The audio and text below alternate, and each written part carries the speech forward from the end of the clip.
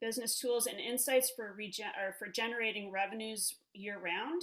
Today's panel will highlight key mechanisms for business growth, supporting businesses to think beyond the busy season and to consider other markets and strategies that are available to help market businesses year-round. Our panel today will dive into sales and marketing from both a local and global perspective, shedding light on ways businesses can leverage the free supports available to help guide and promote your business to grow. Who would like to introduce themselves? Well, I'm first on the slide, so I guess I'll go first. My name is Fab Alberico, and I'm based in Saltaire, just between Ladysmith and Chemainus on Vancouver Island.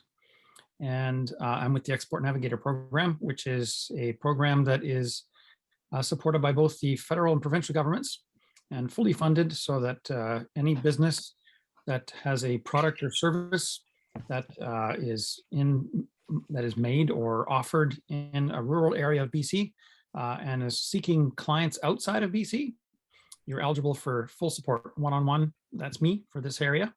And there's not one size fits all. It's just a kind of, what do you need? Do you need some business strategizing? Do you need some connections to global affairs to find out about market information in Australia, because that's where you want to sell your product?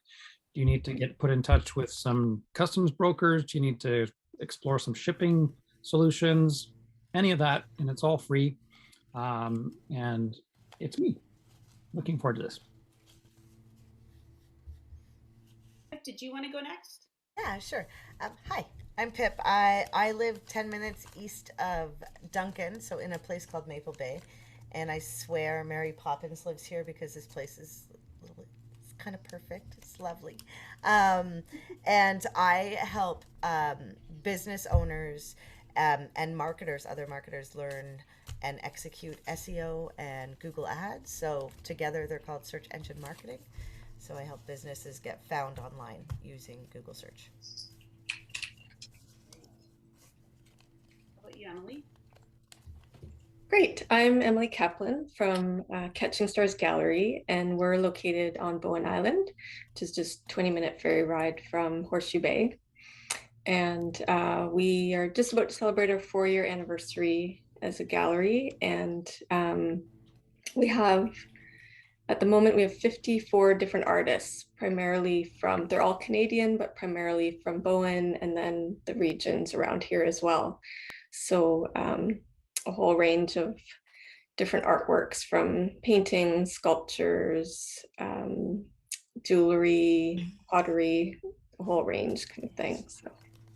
Oh, that's great. Yeah. Yeah. Okay, so we had one other person joining. I guess Kathleen is still trying to. Is she going to be joining, or she was with you, right, Emilie? Yeah, I believe she's here. I think I've answered all the questions, so I'm happy to do the speaking. I'm not sure if she wants to join in on that level or not, but yeah. I am here. I'm listening. I'll pop in if it's relevant. Hi, everybody. Perfect. Great. So I was wondering, Fab, maybe you could just tell us a little bit more about what is Export Navigator. You mentioned a little bit about it.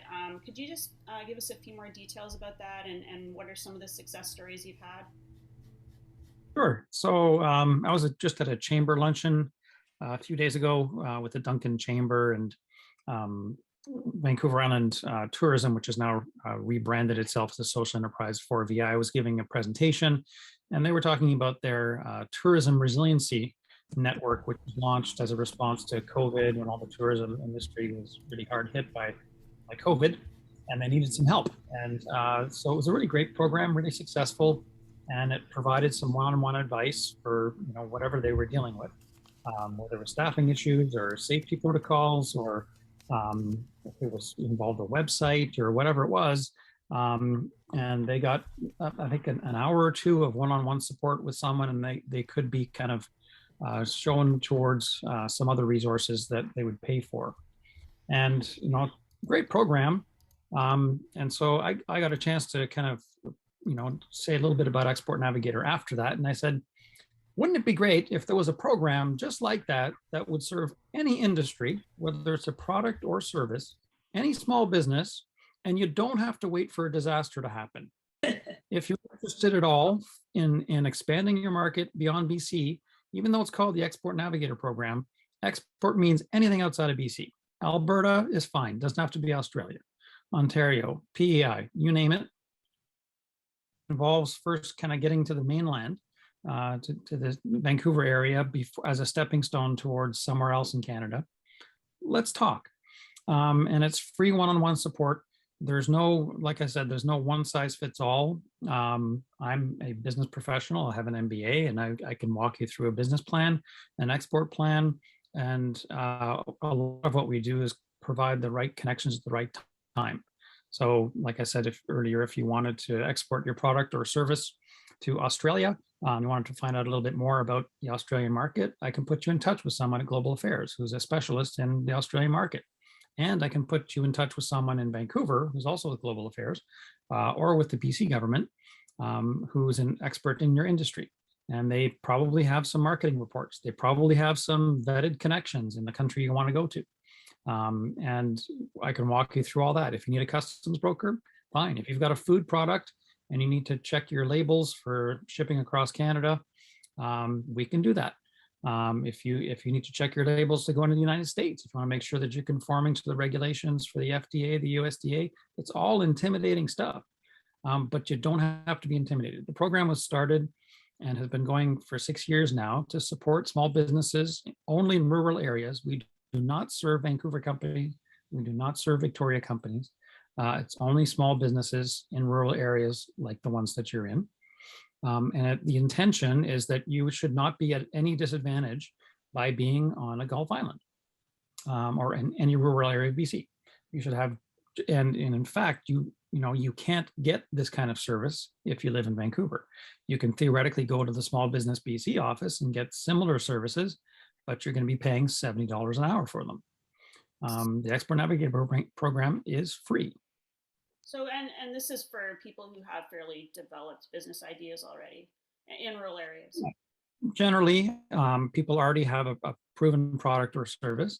Having said that, this is it's a brave new world where the pace of change has really accelerated because of COVID. Chances are, if you didn't have a website in 2001 now, and if you build it, they will come, right? If you've built a website and it's any good, and if you've hired somebody like Pip to get SEO optimized, and you have a decent product that appeals to more than just the local market, you probably have people already inquiring from as far away as, Australia, New Zealand, Japan, Europe, who knows? And so part of the Export Navigator program is to sit down with you and first of all, just make you aware of why you would want to consider exporting as a strategy, and if it's right for you, because you do need to commit the capacity and the resources. You have to have the management. You have to have people who are able to scale up with you. If you're a solopreneur, maybe it's not so possible. But anyhow, once you do start to get these inquiries from other parts outside of the local area, I just sit down with you and we figure out, is this a good strategy? And if it is a good strategy, how do we implement it? So some of the existing clients that I have on the Gulf Islands include, bless you, Gulf Island Seaplanes, Salt Spring Sea Salt, Salt Spring Cheese, Moonshine Mamas, Clapham's Beeswax Furniture Wax Products. And so clients like that, you can see that Salt Spring Sea Salt, for example, as of March 2020, they were pretty much just in a few select retail locations and selling at the market on Salt Spring. Right, and so I understand. Yeah, that's for rural. I mean, I just personally just trying to get business ideas off the ground for people, but it's nice that yours is a rural approach. That's perfect. And I was wondering, Pip, can you tell us more about the Seymour Digital Media and how you can help businesses? Hi. Yeah, of course. I love talking about search engine marketing. So search engine marketing, as Fab said, you build it and they come. Well, sometimes you build it, a lot of times you build it and they don't just come. And so you need a marketing plan. And depending on the type of business you have, You know, a lot of people, I call it, it's intent-based marketing. So I'm looking for a product or service. I search Google. I get, you know, there's the ads, which we do, which is also called SEM marketing. It can get a little confusing, but basically we deal with everything Google. So there's a number of different types of ads you can do, shopping ads and text ads, and then there's the we focus on local SEO and e-commerce SEO, which is search engine marketing. And that is how to get yourself up in the organic, so in the map section of Google or below the ads. And why you want to do. I'm sorry to interrupt. Did we actually have a graphic of that we could show people that would help you? I can get a graphic, I'm not sure if we do, but yeah, I actually, yes, I do have something I can show you. So I teach search engine marketing as well. So I have a number of graphics I can share. And it's our job. We like to help businesses figure out how they can get to the first three spots of Google. Because to be honest, once you get, like, the first spot gets, you know, 28% of all clicks, right? And the second spot gets, you know, another percentage, and the third, and it just gets lower and lower. So if you're on page 3 or 4 with your business, it's hard to get business. But when you actually get to the top of Google, it can change your business. And so we help businesses do better online so that their target audience can find them. It's a challenge, but it's really fun. And every local business, especially rural island people, should be trying to use Google for their services because, well, you all have some great stuff out there that people don't know about. Right. And so what are the most powerful and affordable digital marketing channels that small businesses should know about? That's a great question. Okay, so you get a lot of free tools that you probably don't know you own. And they're yours at your fingertips, and they're from Google and Bing. And so just to list off a couple before I tell you the best one, you have Google Search Console, you have Google Business Profile, originally Google My Business, Google Analytics, Google Tag Manager, Google Optimize, Microsoft Clarity, Bing Places, and Bing Webmaster Tools. And those are all free tools that you get to use. Now, don't get me wrong, some of them are harder to use than others. The number one tool that business owners who want to get found on Google when people search for products and services like theirs would be Google Business Profile, originally called Google My Business. And I would say take advantage of that. If you don't have it, all you have to do is type into Google Business Profile. Oh, can you share your screen? I mean, is that possible? Okay. I can. I'm not sure if Okay, for sure. So when you type in Google Business Profile, you'll come to somewhere like here. And this just says start managing your business. And if you click manage now and you don't have one, they'll take you through the steps. And if you do have one, you'll log in. It'll kind of look like this. Google's trying to get you to actually use the search engine results pages called SERPs to use. So you could just actually, if you had a Google Business Profile account already, you could just type in your business name or eventually my business, and your Google Business Profile will show up this way as well. And you can use all these things. All these things let you edit your business hours and add products and services and add images. Don't be afraid of the promote button. It just means you can do posts like you would on Facebook. So if you're doing Facebook or Instagram marketing, it's just as easy to come here and you know, add an update. Also asking for reviews. So this is your tool. Google is going to make it eventually so that you don't have to leave Google. And I always say Google and Facebook are in a bit of competition, and they're like siblings, and Google's a little jealous of the younger sibling because more people spend more time with them, right?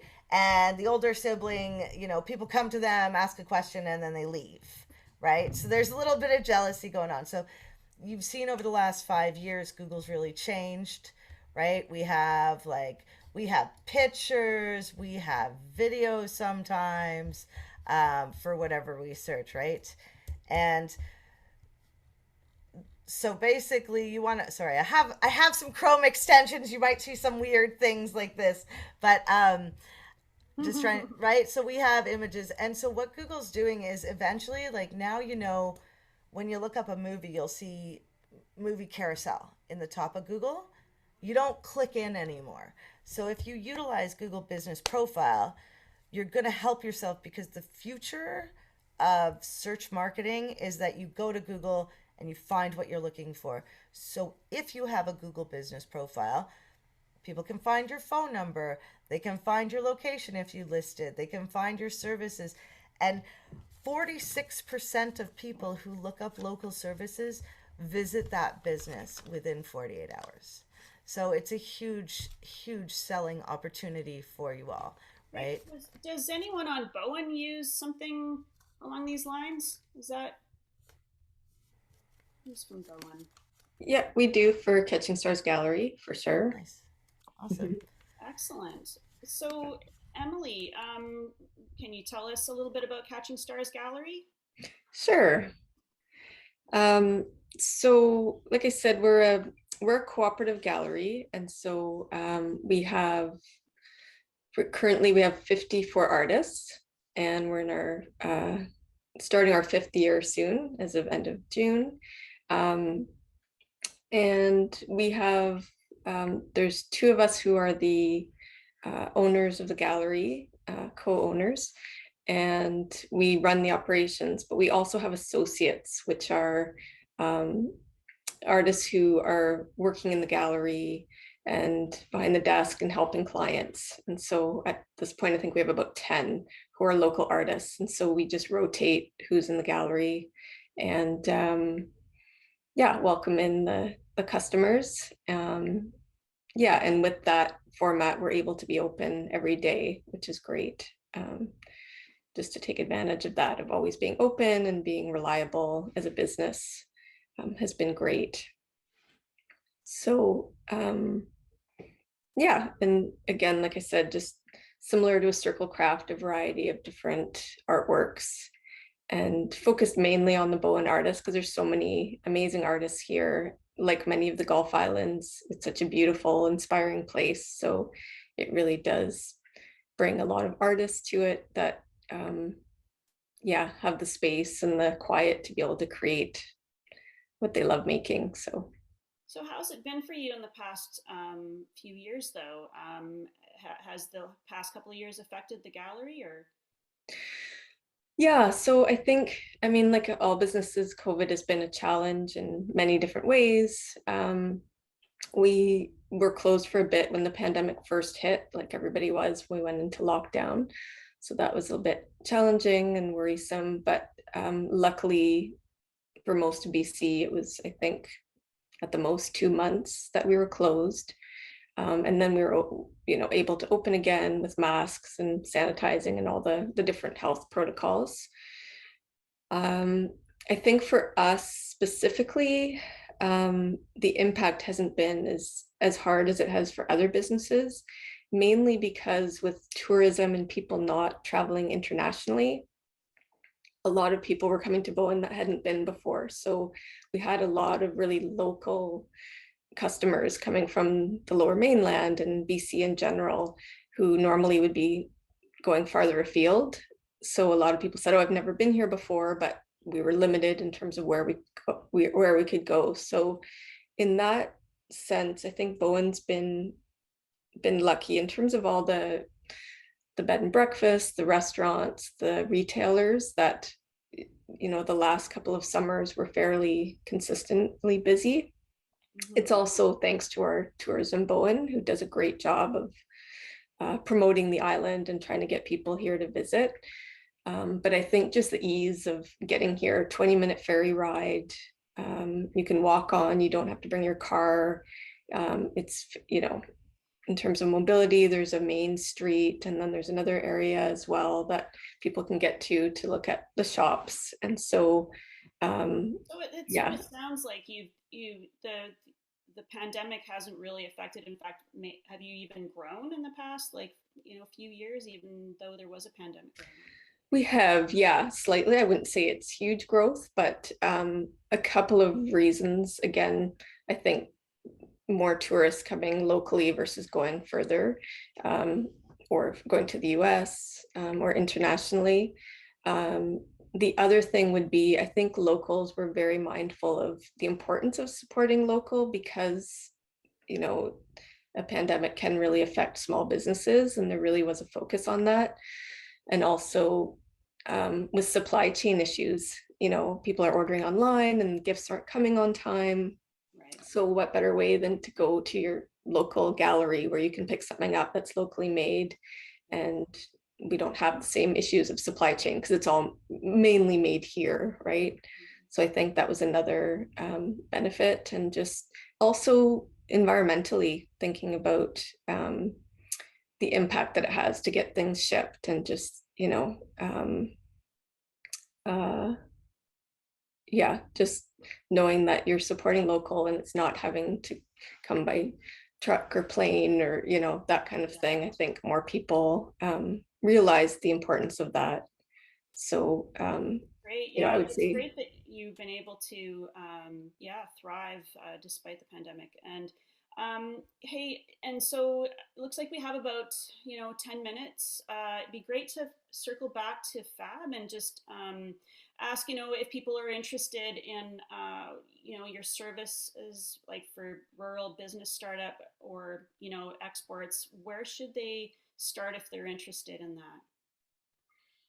The best place to start is the website, so exportnavigator.ca. I'll put that in the chat. And it's a pretty thorough website that has been updated and gets updated regularly.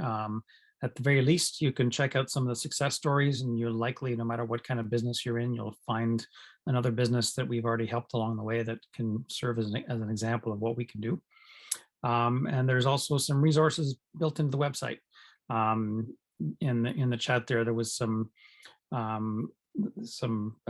information about the province funding the website, SEO, and online store. That was either through the DER3 or the Launch Online or the CDAP program. That's part of what I do as an export advisor. Is I keep an eye out for all these programs depending on the industry that you're in. If you're in the agri-food industry, there's some other resources, and pretty much any industry that you've been in the last couple of years, there have been lots of and yeah, so online is our website, and through there you can get in touch with me through the info@exportnavigator.ca. And you can also get in touch with me directly. I'll put my email in the chat as well. And you don't have to be fully formed and fully kind of aware of where you want to go. Our first step is awareness, is becoming aware of, is this a right strategy for you? And the answer might be no. If you don't have the management resources or the capacity to expand, then that's pretty much where it ends. But if you do want to start to look into it, then we can go into the planning stage and start to look at different markets that you might be interested in. And then there's market entry. And that's where things start to get interesting in terms of government funding. I'll just give you the really quick, the big one is CanExport. Let's say you've determined you want to go to Australia and you want to go to some trade shows. You need to protect your intellectual property. You need to get some website work done. You need to get some labels printed. You need to get some regulations adhered to, and it's going to cost you $100,000 to get into the Australian market. Well, guess what? You put together an application, and as long as your application is a good one and you've been around for a while, and the federal government thinks that you're a good bet, they will pay 50% of costs. So that includes traveling, going to the trade show. They'll pay for half of your hotel room, half of your attendance at the trade show, all the things that go into going into a new market. They will pay up to 50%, or they will pay 50% up to $100,000 per market. So then, next year you decide Japan, same thing. Next year you decide Europe, same thing. Lots of resources out there that you can help people get connected with. Mm-hmm. That's great. Yeah, and so, and then so Kaya just put something in the chat there about the Rural Island. Totally unrelated, sorry. Unrelated, okay. That's okay. And I just wanted to circle back also to Pip and just ask, like, what should all businesses start doing today to enhance or build their digital marketing that you would suggest? I know that one. No. Yes. So secret strategy. You want the secret strategy? Use Google Business Profile every day. Every day. Okay. What that means is, put images up. Google loves images. Think of them like, what was that movie with the plant that said "Feed me, Seymour"? Do you guys? Am I too old? Damn. Little Shop of Horrors. Yeah. Okay. Right. So it's that plant. So think of Google like the, Venus flytrap just wants more flies all the time. And yeah, so do posts there. Honestly, use it because Google supports local businesses, as interesting as that sounds. And local SEO is a different beast than other SEO. And so it includes all the other SEO stuff. However, there's proximity, and proximity is a big factor when people are searching. So you'll have more of an opportunity to show up for tourists if that's what you're looking to achieve, especially in the summer season. And it's a way for your customers to start to get to know you, and they might be in the process of buying before you actually meet them if you use this tool. Okay. Well, that's great. It feels like we're really on time here, and I think that we could probably move into questions and answers if that works for everybody. We're right on time. It's really great. And so this is a panel roundtable Q&A for about 10 minutes, and we're going to open conversation for all attendees, and you can ask questions in discussion or write it into the chat. So it'd be great to hear from people who want a bit more information, have a generated discussion about a topic that they're interested in. You can raise your hand. I would say that, I would like to actually, if I can just ask a question, I'm just wondering if, Emilie, if you've noticed any customer trends or insights you think island businesses would find insightful, especially in the retail space? Yeah, I would say for us specifically, what we've noticed is people are really connecting to the story. So in our specific instance, the fact that the artists are there talking about their work, that personal connection, again, through COVID has been huge. And we were very grateful to be able to be open. And people really loved coming in, seeing the art, getting inspired, and hearing about the artists and having kind of a face that goes with the works that they're seeing. I think also people are really a lot more cautious about what they're buying, so what the materials are. So we're trying to be more environmentally aware as well. Like obviously there's less of a carbon footprint for us with our art, like I was saying before, but having natural materials like woods and clay and things, people are more aware of that and wanting to know where everything's coming from. So for us, we're really trying to focus on that aspect of the work. For sure. So I think, yeah, just personal connection and knowing where things are coming from. People are definitely focused on that, I would say, which is great, I think. Yeah, especially with all the local tourism, and I can see that happening here on Cortes as well. Yes. There's a couple of questions for Pip. Is Google still rating? It's from Mark Lasby. Is Google still rating article that are lists of the best widget listicles the highest? It's going into a realm that I'm not sure. It's got a bit of jargon there that I'm not familiar with. So what Mark is saying is, or how I'm interpreting it is, saying articles that were lists. So listicles, right? Listing all the 50 best blah blah blahs, right? 50 best widgets. Do they rank higher in the search engines. Is that like still a thing? And yes and no. If you want to see something interesting online when you search, one of the things is if you know your SEO, you'll always pick an odd number over an even number when you write like a list article, like 17 widgets, because humans are more likely to click on odd numbers. Yeah. Yeah, it's really interesting the different things that happen online and what our behavior's like. So they can still rank. And I know, like, if I'm buying a chair for my business, right? And when I do searches, finding, an article that says 20 of the best chairs for office work, I'll probably go to that. And if that is actually an e-commerce category page, so where it lists all the different types of categories, then yes, that will probably rank really high if you're doing that type of search. So yes, sort of. Sometimes. Maybe is always the SEO answer. um, hey, could you just speak a little bit about the Google versus Facebook competition where a business should spend time and money? Okay, yes. So every business is unique, right? We all like there's something unique about all our businesses, little, twist here, bend here. And so it as I said, maybe it really depends is another good SEO answer, marketing answer.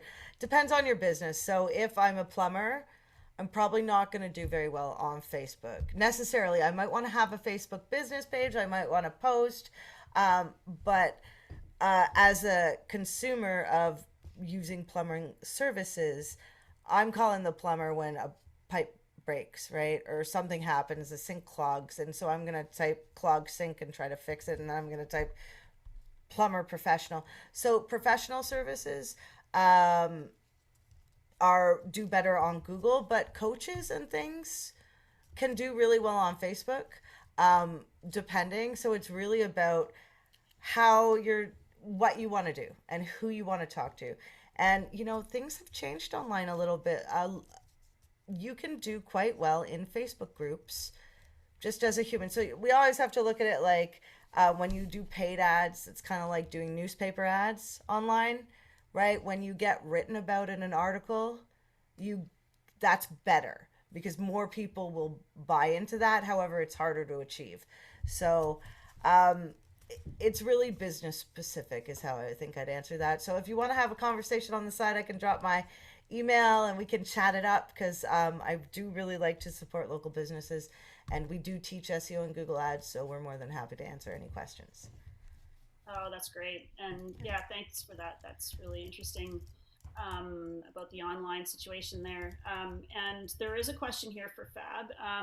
If you've noticed on the chat, have you noticed an increase in the uptake of your services the last couple of years? Are businesses pivoting to export with the growth of e-commerce? Well, the short answer is yes. And so the majority of our clients in the Export Navigator program are in the agri-food business, and it's mostly small businesses, like the Salt Spring Sea Salts of the world, who were selling at the local market. And then all of a sudden the pandemic hit and it was, the market shuts down and now what do we do? The ones that were kind of on the ball and ready to pivot, the first step was usually e-commerce, right? Was usually to set up a website if they didn't have one already or improve it. And there's been lots of government funding, as I mentioned, to get yourself a little bit more in line with global expectations of what a good website is. And so now that people are online, they are starting to, I like to look at a website and ads and Google ads and whatever it is as part of your packaging, right? If you go to a grocery store, if we're talking about an agri-food product, you're faced with 20 different types of cereal.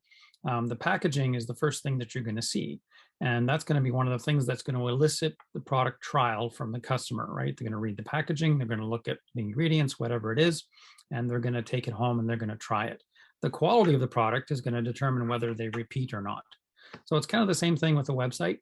It's part of your packaging, it's part of your product mix. And so if it's going to elicit a trial from somebody, then it's gonna require that you are kind of on par with the rest of the country, on par with the rest of the world. And Many clients are yes, just now, kind of now that we're sort of past the hopefully the most severe part of the pandemic, people are kind of waking up to the possibilities and the opportunities that are out there. And it's great to know that, you know, both the federal and provincial governments are standing behind every company that wants to just explore this as an option. That's great. Yeah. And I was wondering if I could ask Emilie if you are finding that there's consistent revenues year round with your art gallery retail. With the art gallery itself or for the online I store? think could be. Well, it sounds like you have both going on. I guess both. I would say both. Yeah. Sure. So we're definitely seasonal on Bowen Island because we are very tourist based. And so, you know, the off season tends to be more local. So it's much quieter in terms of our numbers. We do track the numbers that come in of tourists versus locals. And yeah, then once the weather starts getting nicer, it hasn't quite yet, but anyway, soon summer will come, hopefully. Then the numbers go up for sure. And mainly July and August are the busiest here. We're certainly hoping this summer that the boaters come back from the US because that can be a really good draw for Bowen Island, people boating over and coming for lunch and checking out the local businesses. So So you're talking yeah. mostly about people who are walking in, but for the e-commerce, it's not influenced by the seasons at all. Not at all, but well, yes and no. I would say like for the holidays, it was busier for sure with people looking for gift giving.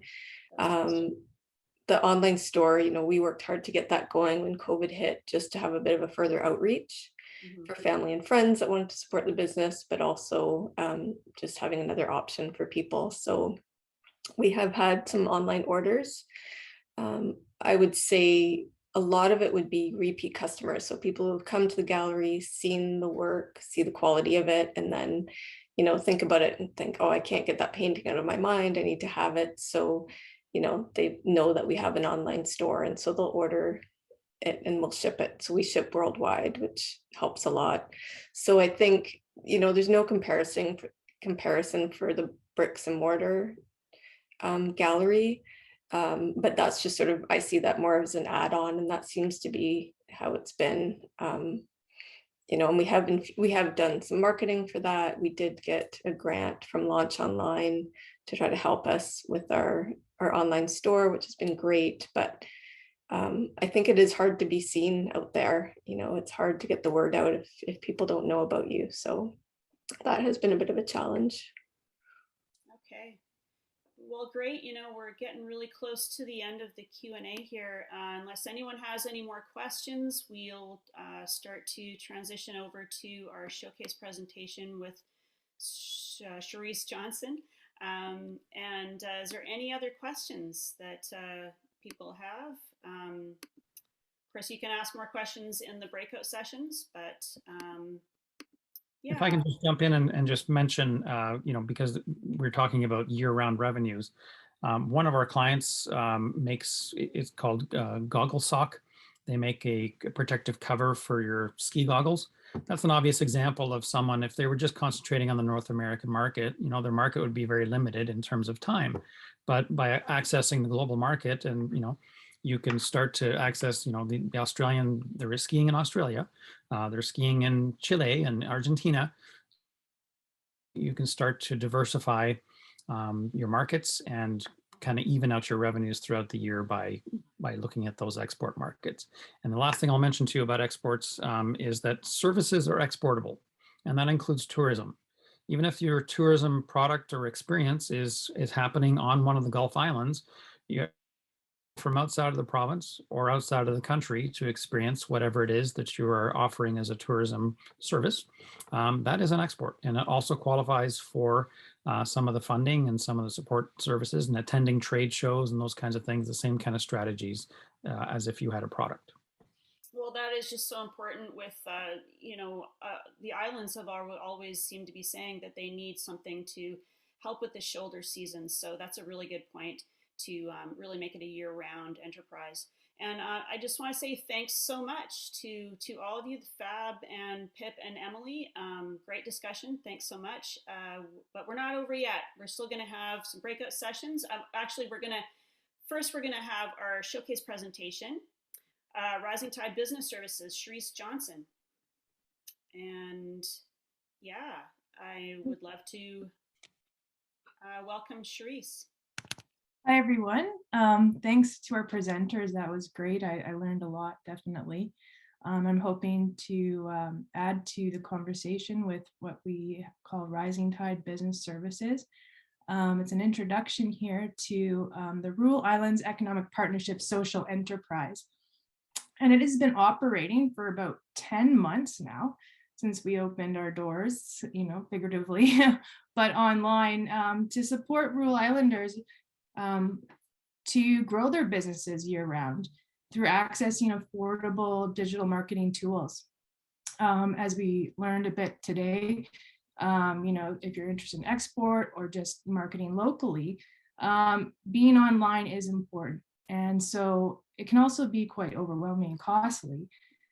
So what we've designed over the last 10 months is a program, a service, solutions to help you year-round with the what could be the growing pains of your business. But with what we've created here, we're responding to what we know is the master, as Pip said, Google is king when it comes to consumer searches and verifying their next purchase.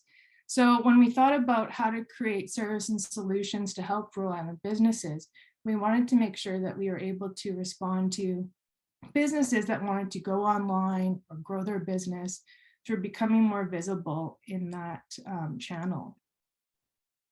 Pardon me, sorry. Oh, here we go. So we looked at 4 main categories of solutions and services that we could offer to help businesses get online wherever they're at. Maybe you're just starting out and you want to, just get whatever you have out there on a website, your service, you're interested in coaching, just something very simple. We wanted to be able to do that with you. If you're interested in offering your products online or having people register for workshops, we wanted to be able to offer an e-commerce solution that was easy for you to manage and for us to get online within a matter of a month or 2.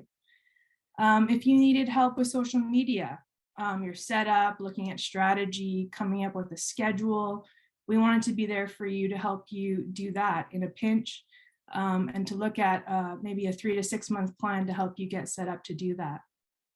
When you look at search engine optimization or search engine marketing, I wanted to be there to help you plan, investigate your options, and to look at ways you could use content marketing to drive business to your website and to help folks learn about your product and service.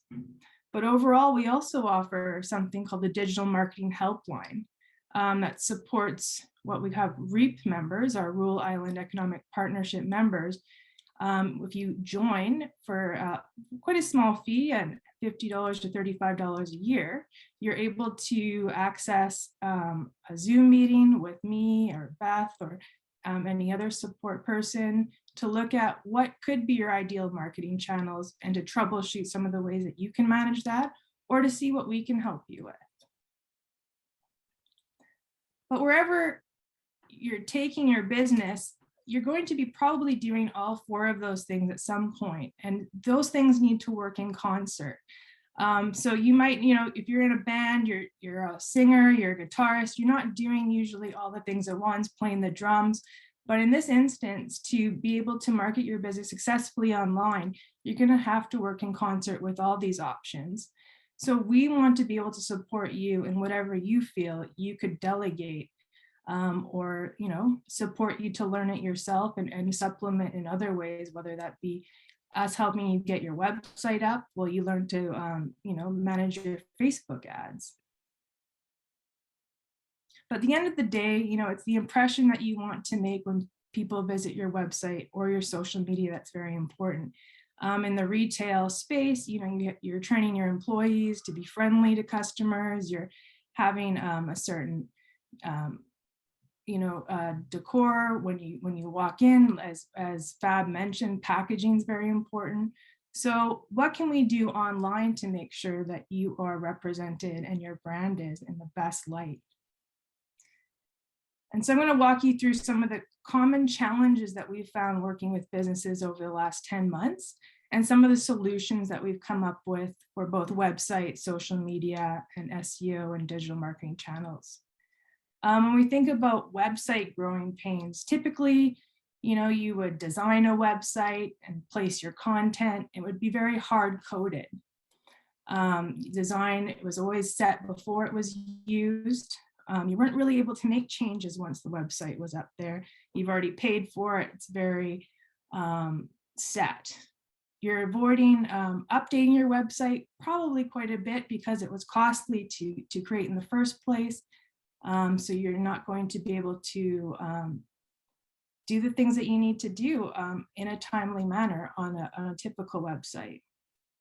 You're not adapting to the user experience. So as people are using your website, there's things that they might want to do. They might want to be able to chat with you instantly, or you're finding that people are really driven to your social media and they maybe can't find those icons. So you're not really able to adapt to the user experience. And often folks are missing out on content marketing. They didn't include a blog or a place-to-place video on their website. Or they're seeing that other websites might have their active Instagram feeds on their homepage and they're missing out on that. So some of the things that we've decided to do for rural islanders is that offer a flexible solution. And we do that by offering a website builder. A Rising Tide uses Wix, but there's other options like Square or Shopify if you wanted to do it yourself.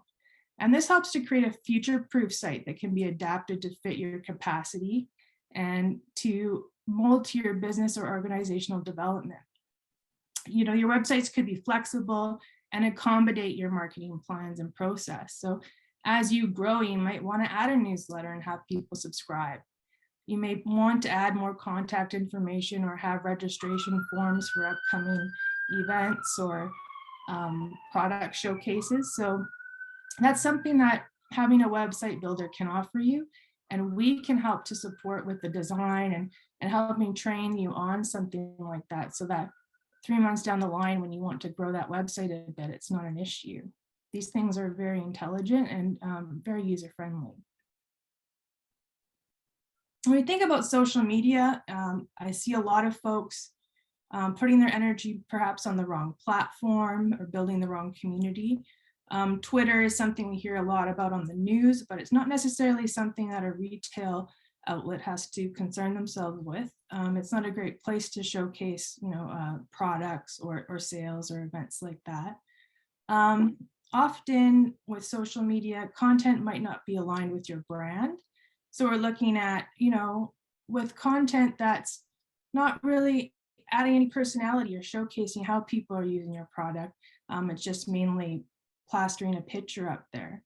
If you post without a plan and you use it sort of like a bulletin board, it just becomes sort of a white noise among a lot of other posts. So putting some thought into what can happen with those posts is important.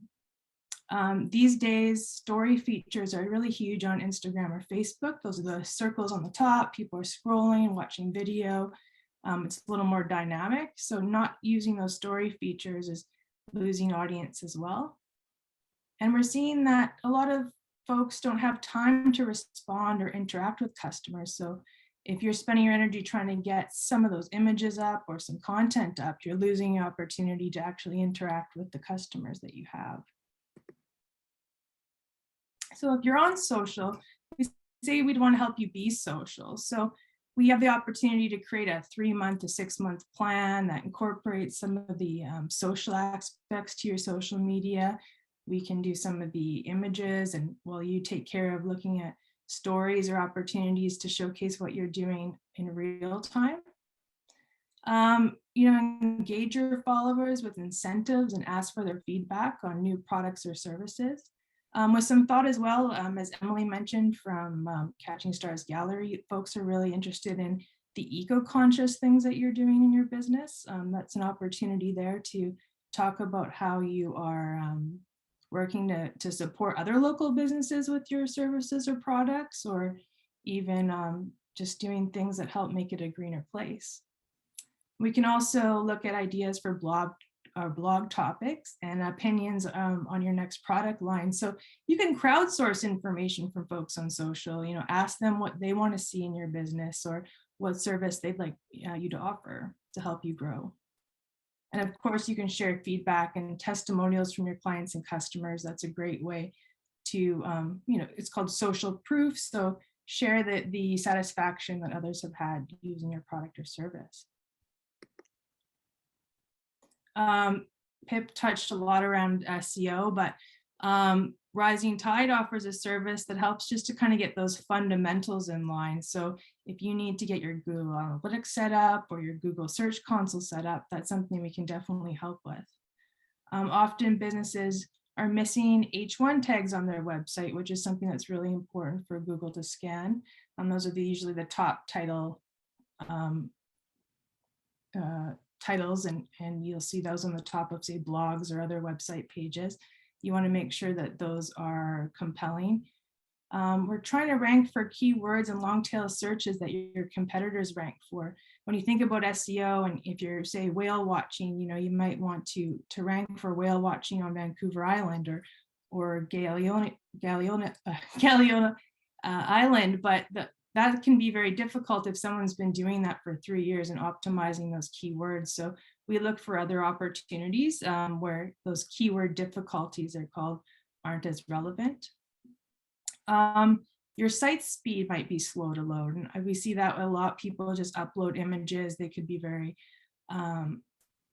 full of, it could be high gigabytes, and so it's really slowing down your speed. What we can do is test the site to make sure that you're not having any of those hangups or hiccups with the site speed.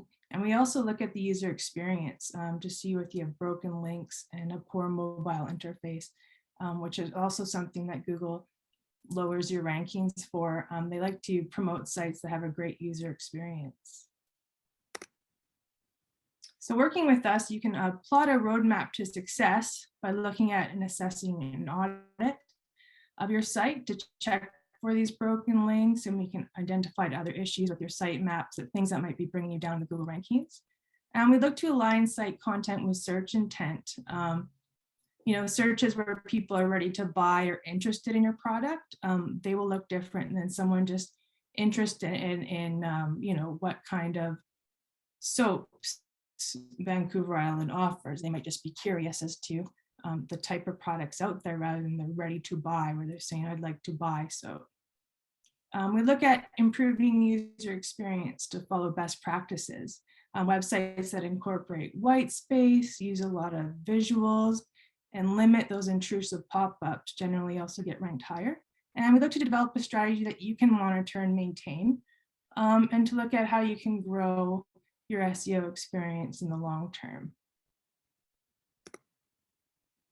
If you check back on our website, we will be offering some case studies to discuss what we've done with some of the branding websites for other island businesses, e-commerce solutions, and social media.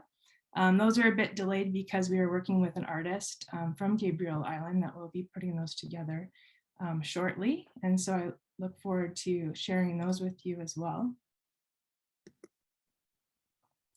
So any other information on Rising Tide Business Services can be found at this website. And of course, I will be around after this presentation in the breakout room for any other information that you're interested in. Thank you. Wow, thanks so much, Sherese.